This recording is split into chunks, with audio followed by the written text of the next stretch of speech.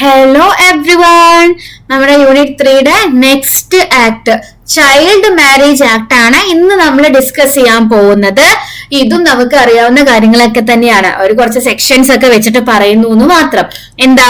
Prohibition of child marriage act 2006, ശൈശവ വിവാഹം തടഞ്ഞുകൊണ്ടുള്ള act ആണ്. ഓക്കെ, അപ്പൊ ഇതിന്റെ ഹിസ്റ്ററിയും കാര്യങ്ങളൊക്കെ നമുക്ക് നോക്കാം. 2006 ഇത് നിലവിൽ വന്നിട്ടുള്ളത്. നോക്കിക്കേ, child marriages were prevalent in India until the introduction of the Child Marriage Restraint Act 1929. അപ്പൊ 1929 വരെ ചൈൽഡ് മാരേജ് എല്ലാം ഇന്ത്യയിൽ നടന്നുകൊണ്ടിരുന്ന സംഭവങ്ങളായിരുന്നു. പക്ഷെ 1929 ആദ്യമായിട്ട് ചൈൽഡ് മാരേജിന് എഗെയിൻസ്റ്റ് ആയിട്ട് ഒരു ആക്ട് വരുന്നത്. Okay, before 1929 there was no mechanism to discourage or prevent child marriages and they were recognized as valid. നല്ല രസമുള്ള കാര്യല്ലേ? നമ്മുടെ പണ്ടുള്ള ആൾക്കാരൊക്കെ പറഞ്ഞു കേട്ടിട്ടുണ്ടാവും, നമ്മുടെ മുതുമുത്തശ്ശന്മാരും മുതുമുത്തശ്ശിമാരൊക്കെ ഇങ്ങനെ 12 വയസ്സിൽ കല്യാണം കഴിഞ്ഞു, 10 വയസ്സിൽ കല്യാണം കഴിഞ്ഞു എന്നൊക്കെ ഇങ്ങനെ പറയുമ്പോ നമുക്ക് ഇപ്പൊ അത്ഭുതമാണെങ്കിലും അന്നത്തെ കാലത്ത് അതൊക്കെ വാലിഡ് ആയിട്ടുള്ള കാര്യങ്ങളായിരുന്നു. Then the ill effects of child marriage were acknowledged during the colonial period. The Child Marriage Restraint Act 1929 was enacted to restrain child marriages. അപ്പൊ എന്താണ്, ഇങ്ങനെ ചെറിയ പ്രായത്തിൽ തന്നെ കല്യാണം കഴിച്ചിട്ടുള്ള ഒരുപാട് ആരോഗ്യ പ്രശ്നങ്ങളൊക്കെ നമ്മൾ എന്താണ് കാണാനും അതേപോലെ തന്നെ അതെല്ലാം അഡ്രസ് ചെയ്യാൻ തുടങ്ങിയപ്പോ 1929 ഇങ്ങനെ ഫസ്റ്റ് ഒരു ചൈൽഡ് മാരേജ് രജിസ്ട്രിംഗ് ആക്ട് വന്നിട്ടുണ്ടായിരുന്നത്. ഇതിൽ എന്തൊക്കെയാ പറയുന്നത്? Provision for prohibition of child marriage. എന്താ? ചൈൽഡ് മാരേജ് നിർത്തലാക്കാൻ, പ്രൊഹിബിറ്റ് ചെയ്യാനുള്ള റൂൾ ഉണ്ടായിരുന്നു. Protect and provide relief to victim. അഥവാ ചൈൽഡ് മാരേജസ് എന്തെങ്കിലും നടക്കുകയാണെങ്കിൽ അത് ഇല്ലാതെയാക്കിയിട്ട് ആ കുട്ടിക്ക്, ചെറിയ കുട്ടിക്ക് എന്ത് ചെയ്യുന്നുണ്ട്, അവർക്ക് വേണ്ട പ്രൊട്ടക്ഷനും കാര്യങ്ങളൊക്കെ കൊടുക്കാനുള്ള അവകാശമുണ്ട്. Enhance punishment for those who abide promote child marriage. അപ്പോ ശൈശവ വിവാഹം ചെയ്യുന്നവർക്കും അതേപോലെ തന്നെ അതിന് കാരണമാവുന്നവർക്കൊക്കെ ഉള്ള പണിഷ്മെന്റും നിലവിൽ വന്നിട്ടുണ്ടായിരുന്നു. ഓക്കെ, അപ്പൊ കല്യാണം നിർത്തലാക്കും, കല്യാണം കഴിഞ്ഞു വെച്ചാൽ ആ കുട്ടിക്ക് വേണ്ട പ്രൊട്ടക്ഷൻ, അതിന് കാരണക്കാരായവർക്കും കല്യാണം കഴിച്ചവർക്കും ഉള്ള പണിഷ്മെന്റ്, ഇത്രയും കാര്യങ്ങളാണ് അവിടെ പറയുന്നത്. ഇതിന്റെ സാലന്റ് ഫീച്ചേഴ്സ് നോക്കിക്കേ. സെക്ഷൻ 15 എന്നൊക്കെ കണ്ട് പേടിക്കേണ്ട, അഥവാ ചോദിക്കുകയാണെങ്കിൽ മാർക്ക് പെട്ടെന്ന് വരാനുള്ള കുറച്ച് ടെക്നിക്സ് ആണ് കേട്ടോ. ഈ സെക്ഷൻ 15, 16 എന്നൊക്കെ കാണുകയാണെങ്കിൽ പെട്ടെന്ന് തന്നെ നമുക്ക് സ്കോർ വീഴുന്നതായിരിക്കും. സെക്ഷൻ 3 പ്രകാരം എന്താ പറയുന്നത്? Declaration of child marriage is null, it is voidable. എന്താ? ചെറിയ പ്രായത്തിൽ കല്യാണം കഴിഞ്ഞാൽ അത് വാലിഡ് ആണോ? അല്ല. ശൈശവ വിവാഹം എന്ന് പറയുന്നത് നിയമ സാധ്യത ഇല്ലാത്ത ഒന്നാണ്, അത് വാലിഡ് അല്ല. ദെൻ സെക്ഷൻ 3 ഓഫ് 2, 3 തന്നെ രണ്ടാമതായിട്ട് പറയുന്ന കാര്യമാണ്, if the petitioner is a minor then the petition may be filed through the guardian. എന്താ? നമ്മുടെ ഈ പെറ്റീഷണർ അല്ലെങ്കിൽ കല്യാണം കഴിഞ്ഞ കുട്ടി എന്ന് പറയുന്നത് മൈനർ ആണെങ്കിൽ അവിടെ ആരാ പെറ്റീഷൻ കൊടുക്കുക? നമ്മുടെ ഗാർഡിയൻസിന് പെറ്റീഷൻ കൊടുക്കാം എന്നാണ് പറയുന്നത്. ദെൻ സെക്ഷൻ 4 എന്താ പറയുന്നത്? Provision for maintenance and residence, male contracting party will have to maintain the minor female. If the male is minor, the responsibility lies with the parents. എന്താ? ബാലവിവാഹം കഴിഞ്ഞാൽ തന്നെ ആ കുട്ടീനെ എന്ത് ചെയ്യണം? മെയിൻറ്റെയിൻ ചെയ്യാനും അല്ലെങ്കിൽ കുട്ടിയുടെ പ്രൊട്ടക്ഷൻ ഒക്കെ ആർക്കാണ്? കല്യാണം കഴിച്ച ആൾക്കാണ്. ഇനി ആ കല്യാണം കഴിച്ച മെയിൽ പാർട്ടി എന്ന് പറയുന്നത് മൈനർ ആണെങ്കിലോ അവരുടെ പാരന്റ്സോ ഗാർഡിയനോ പെൺകുട്ടിയുടെ പ്രൊട്ടക്ഷൻ ഏറ്റെടുക്കണം എന്നാണ് പറയുന്നത്. ഓക്കെ, സെക്ഷൻ 5 and 6 എന്താണ്? പ്രൊട്ടക്ട് ചൈൽഡ് റൈറ്റ്സ്, കുട്ടികളുടെ കസ്റ്റഡി, അതേപോലെ തന്നെ ലെജിറ്റിമസി, പിന്നെ എഡ്യൂക്കേഷൻ, അതൊക്കെ ആയിട്ട് ബന്ധപ്പെട്ടിട്ടുള്ള കാര്യങ്ങൾ, ചൈൽഡ് റൈറ്റ്സുമായിട്ട് ബന്ധപ്പെട്ടിട്ട് ഉള്ള കാര്യങ്ങളൊക്കെ ഡീൽ ചെയ്യുന്നത് സെക്ഷൻ 5 and 6 ആണ്. ദെൻ സെക്ഷൻ 9 എന്താ? Punishment to the male party. നമ്മുടെ ഈ ശൈശവ വിവാഹം അല്ലെങ്കിൽ ബാലവിവാഹം നടക്കുമ്പോ ആ ആൺകുട്ടിക്ക് അല്ലെങ്കിൽ ആരാണോ കല്യാണം കഴിക്കുന്നത് അയാൾക്ക് ഉള്ള പണിഷ്മെന്റിനെ കുറിച്ചിട്ടാണ് സെക്ഷൻ 9 പറയുന്നത്. ഡിപ്പെൻഡ്സ് ഓൺ ഏജ് കാര്യങ്ങളൊക്കെ നോക്കിയിട്ടാണ് പണിഷ്മെന്റ് ഒക്കെ എങ്ങനെ വേണം, എത്ര വർഷം വേണം, എത്ര രൂപ കോമ്പൻസേഷൻ ആയിട്ട് കൊടുക്കണം എന്നൊക്കെ തീരുമാനിക്കുന്നത് കേട്ടോ. Then section 15, child marriage is cognizable offence and non bailable. എന്താണ്? ചൈൽഡ് മാരേജ് അഥവാ ശൈശവ വിവാഹം എന്ന് പറയുന്നത് നമ്മൾ അറിയാതെ ചെയ്യുന്ന ഒരു തെറ്റല്ല, അറിഞ്ഞുകൊണ്ട് ചെയ്യുന്ന ഒരു തെറ്റുമാണ്. അതേപോലെ തന്നെ ജാമ്യമില്ല കേസാണ്. അയ്യോ, ഞാൻ അറിയാതെ ചെയ്താണ് സാറേ, എനിക്ക് ഇതിനെ കുറിച്ചൊന്നും അറിവുണ്ടായിരുന്നില്ല എന്ന് പറഞ്ഞാൽ കാര്യം നടക്കില്ല, അതൊരു ജാമ്യമില്ല കേസാണ്. ഓക്കെ, ദെൻ സെക്ഷൻ 16 എന്താ പറയുന്നത്? Provision four child marriage prohibition officers, അതായത് ഇങ്ങനത്തെ ശൈശവ വിവാഹമൊക്കെ നിർത്തലാക്കാൻ വേണ്ടിയിട്ട് ഓരോ ഓഫീസേഴ്സിനെ നിയമിക്കാൻ പറയുന്ന കാര്യങ്ങളൊക്കെ എവിടെ ഏത് സെക്ഷനിലാണ് പറയുന്നത്? 16ലാണ്.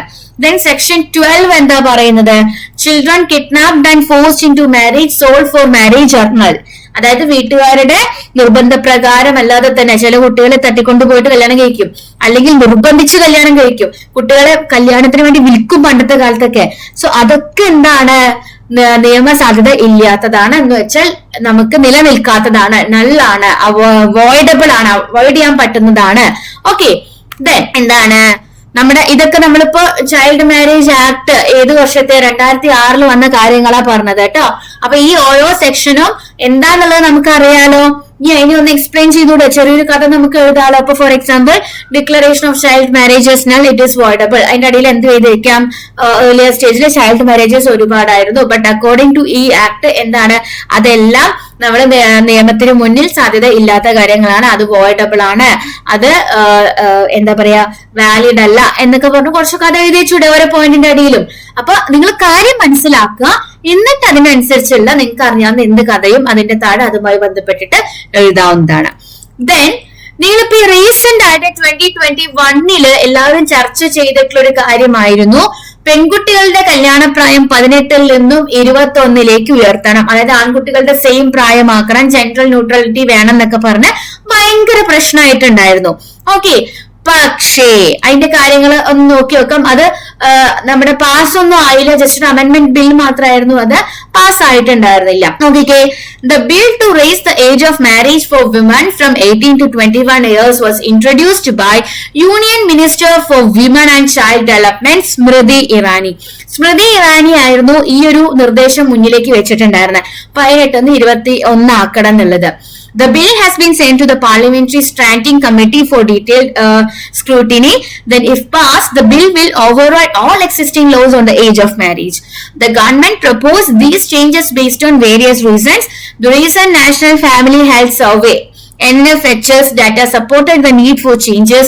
The recommendation by the Jaya Jaitley committee also influenced the decision to introduce the bill. അപ്പൊ എന്താ പറഞ്ഞ 2021 ഭയങ്കര ചർച്ചയായിട്ടുള്ള കാര്യമായിരുന്നു ഇത്.